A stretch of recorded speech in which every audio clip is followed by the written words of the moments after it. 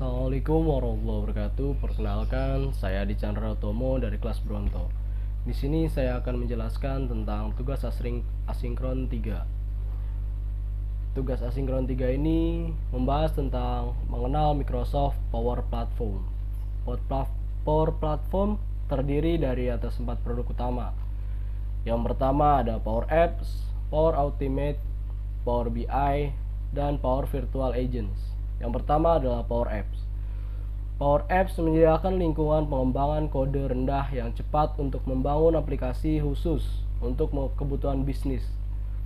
Ini memiliki layanan, konektor, dan layanan data yang dapat diskalakan dan platform aplikasi atau Microsoft Data First untuk memungkinkan integrasi dan interaksi sederhana dengan data yang ada. Power Apps kemungkinan dapat membuat aplikasi web dan seluler yang berjalan di semua perangkat. Yang kedua adalah Power Automate. Power Automate memungkinkan pengguna membuat alur kerja otomatis antara aplikasi dan layanan. Ini membantu mengotomatisasi proses bisnis berulang, seperti komunikasi, pengumpulan data, dan persetujuan. Keputusan seperti untuk menyusun email yang sama untuk pembaruan mingguan atau persetujuan berjalan. Tidak hanya untuk pengguna individu, Power Automate memungkinkan pembuatan otomatisasi proses kelas perusahaan antarmuka sederhana. Power Automate memungkinkan setiap tingkat pengguna untuk mengotomatisasi tugas kerja dari pemula hingga pengembang berpengalaman.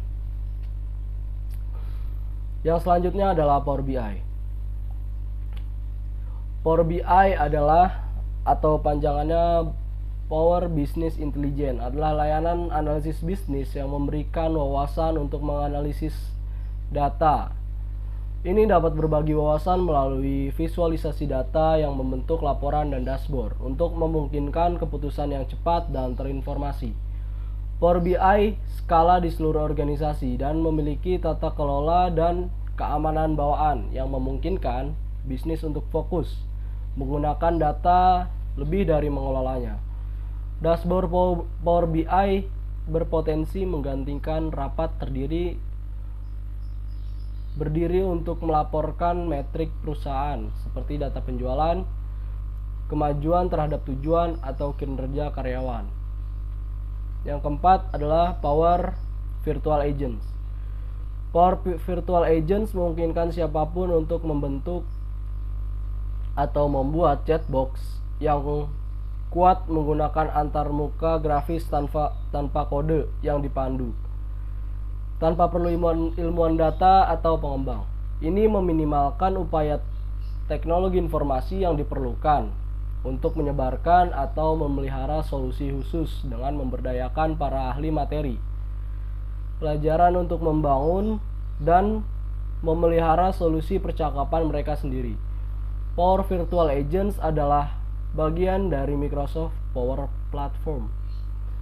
Oleh karena itu, integrasi ke dalam sistem yang ada disederhanakan dengan integrasi out of the box dengan Power Automate dan ekosistemnya yang terdiri dari ratusan konektor. Pengguna dapat mengaktifkan chatbox untuk melakukan tindakan hanya dengan memanggil aliran Power Automate. Alur membuat pengguna mengotomatiskan aktivitas atau sistem akhir panggilan balik.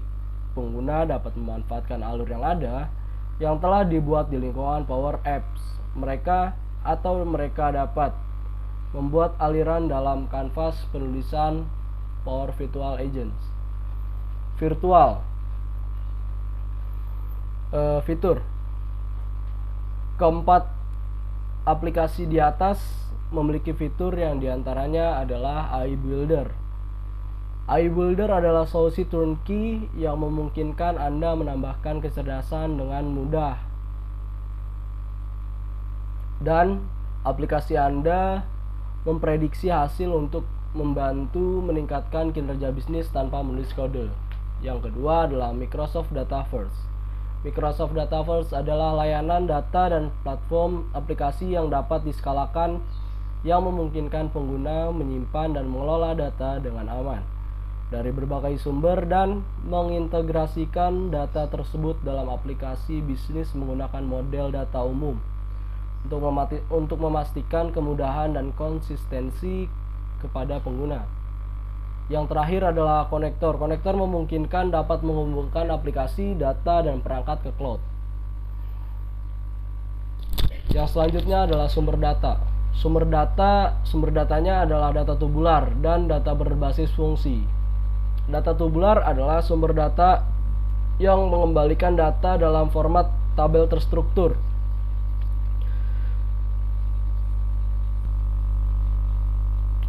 Power Apps dapat langsung membaca dan menampilkan tabel ini melalui galeri, formulir, dan kontrol lainnya.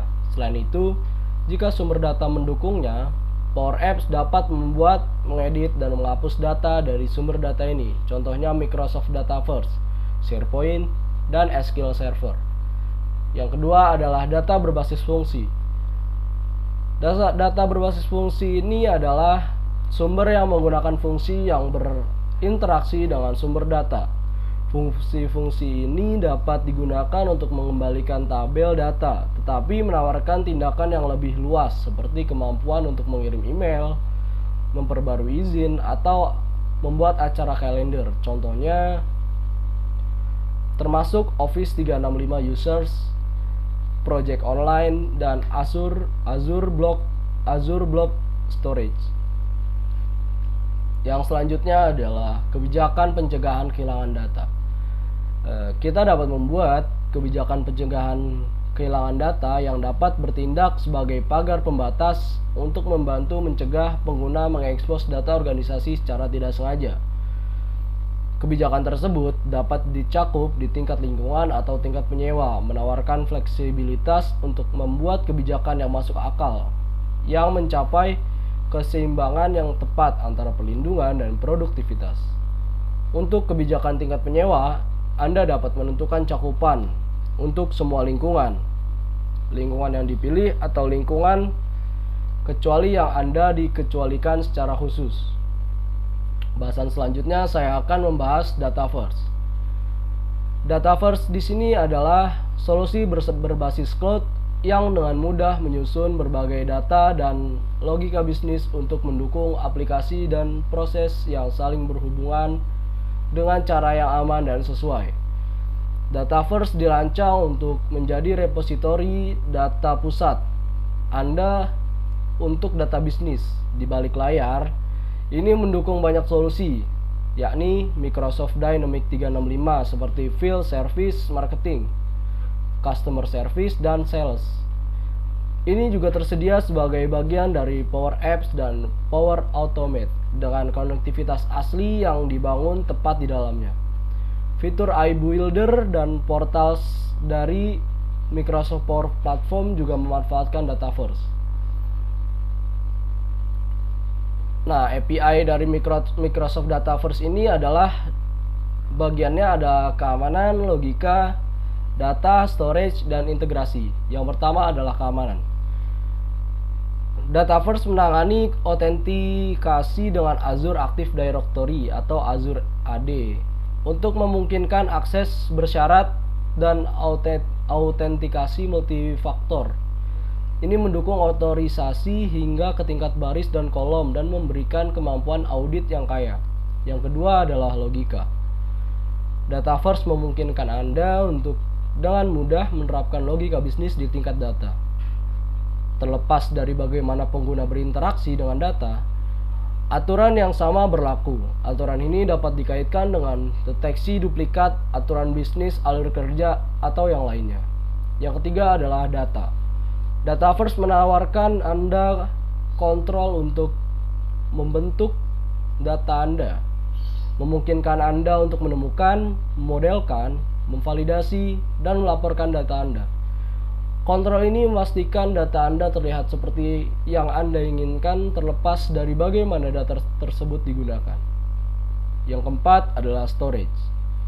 Dataverse menyimpan data fisik Anda di cloud Azure. Penyimpanan berbasis cloud ini menghilangkan beban khawatir tentang di mana data Anda tinggal atau bagaimana skalanya. Semua masalah ini ditangani untuk Anda. Yang terakhir adalah integrasi. Dataverse terhubung dengan berbagai cara untuk mendukung kebutuhan bisnis Anda. API, webhooks, eventing, dan ekspor data memberi Anda fleksibilitas untuk mendapatkan data masuk dan data keluar. Sekian dari saya.